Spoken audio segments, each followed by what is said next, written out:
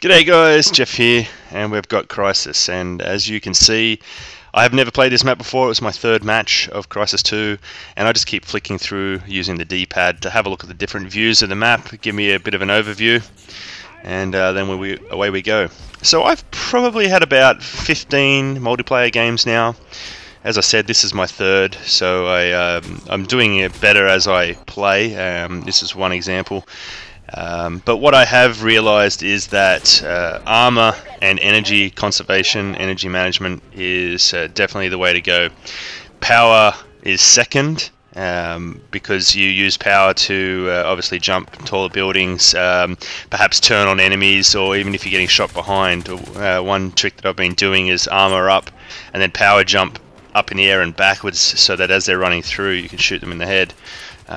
Or if you happen to have a perk equipped that allows you to do a power punch, I actually landed on someone's head. And there was an example there where I was getting hurt. I had enough energy for the armor, and I could power jump out of the way as well. I didn't see where the shots were coming from, so I didn't take a shot back, but fair enough. When you kill someone and you want to pick up the tag, obviously to work towards your perks, towards your kill streak, they last a while, and they even last... they're based on a timer, so even if you die, they'll still be there if you can get back there quick enough. So if you kill someone, there's no absolute rush to go out there and get them, because one of the tricks I like to do is if I see a fallen teammate, this is a really funny kill if I remember. Yes, I thought I was trying to shoot that guy, and someone just walks up to me with a stealth suit and melees me. But so one of the things I do is if I see my teammate die, I will guard their body, because surely enough someone will sprint immediately to the tag and completely forget about the fact that they're running into an open area or whatever it is. I'm still working on stealth a little bit. What you will find is that there are a lot of players who will just stealth it up in a corner, and when you walk past they will then unleash fury. Good thing about that is that if you shoot while you're under stealth, or I'm talking about them, if they shoot while they're under stealth, you lose your energy very, very quickly, and it's no different from if you do it yourself, obviously. So you don't want to be shooting from a position of stealth. What I'd recommend is if you are in stealth and you see someone, you turn on the armor and then start shooting, because if they happen to turn on you and they've got a better connection, then so be it.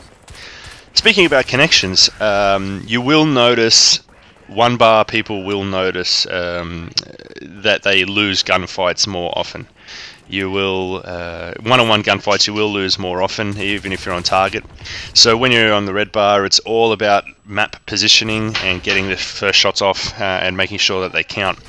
Headshots are supreme. If you can ensure that you get headshots, then you're seriously going to reduce the amount of shots into the enemy team, the enemy guy, to take him down.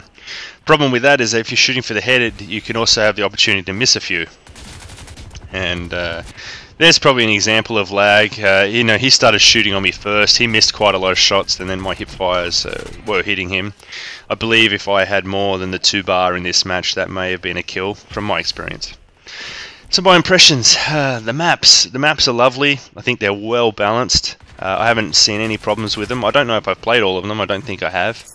I've mostly played the Team Assault one, whatever it's called, the Instant Team one. I've played 2 matches now of a Defend the Hill variant, which is I think called Crash, and basically the alien pods come down and you want to be in the defensive circle to earn points. The only issue is if you're with a good team, those games end very quickly. I've got one match, the first one I played, I think it only went 5-1, but I didn't really get to see too many of the opposing team, and that was it. So I started this match off well, and now I'm on a bit of a death streak. There's an example of someone who just was sitting there with stealth, and that's going to happen. In terms of gun perks, for a map like this, I would now actually prefer the assault aimer, because it's more like the ACOG scope. The assault scope is. There's a melee. I heard him coming. Thanks for the Astros. All right, so the assault scope is like the ACOG scope for maps with long lines of sight like this. I find it best. For smaller maps, I'm actually finding that the SMGs are actually a little bit more beneficial, so you might want to open that up as well if you're playing a lot of team assault for the smaller maps. With the SMGs, I actually haven't opened it up, but if I find an opposing person using it, then I'm definitely going to go pick it up to use it as well. I will show a video going through some of the perks as I open them up. Oh man, he must have armor on. That's a lot of shots.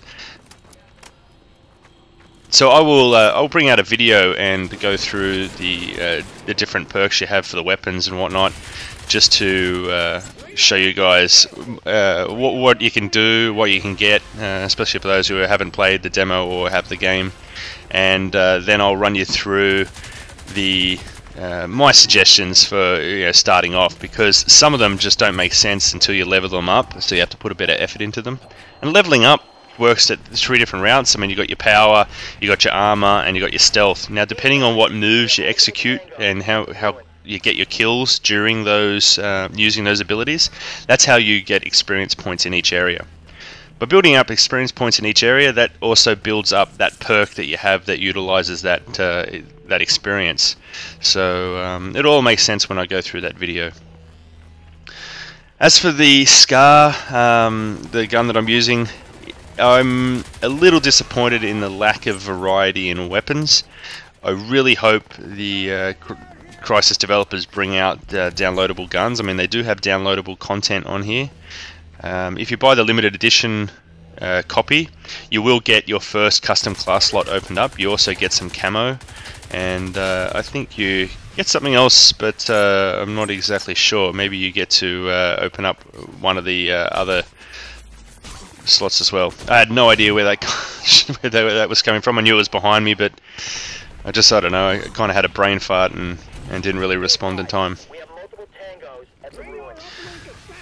The kill streaks don't seem customizable at the moment. I mean, they're dependent on the game type and the map that you're on. I think it's just mostly based on game type. Depending on what game type you're on, you end up having to have a fixed set of kill streaks for that. And he just laid into me, and I couldn't do anything about that. These barriers that you see in front of me, they actually start becoming really important later on when you've got an aggressive opposing team. Now here you see that every time I spawn in, I'm pretty much just pushing forward to try to get some kills. It's because the opposing team wasn't really coming forward. A lot of them were, from the people who were talking in the lobby, a lot of them were actually just hanging back and not doing too much. One thing I have noticed as well, you saw I threw a grenade there. Many people are not using grenades. People I've been playing with, randoms, they're just not using their grenades at all. But one thing I like to do, and I'll show it in future videos, is if you're shooting and you're actually running out of ammo, it's not quicker to change to your sidearm. If you've got fast reloading, it's almost quicker to reload your primary weapon and make sure you got armor on, or power into a position where you can hide. But what I found is that if you need to reload, you actually press double Y really quickly and then throw your grenade into the position where you expect the enemy to be approaching you, and you generally pick up quite a few kills there.